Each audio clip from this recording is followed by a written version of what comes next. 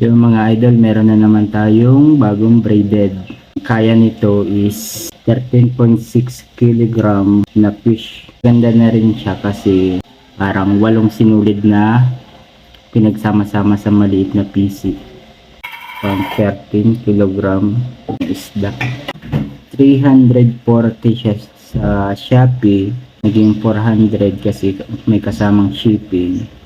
300 meter na din siya. Usually, ang ginagamit lang natin sa tiksay, 5 kulay, 25 meter.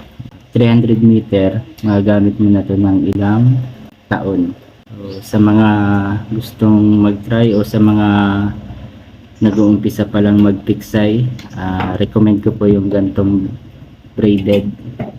Subok po ang tibay nito. Merong may kulay nito na purong gray lang, may green, pero mas gusto ko yung gantong iba't iba yung kulay.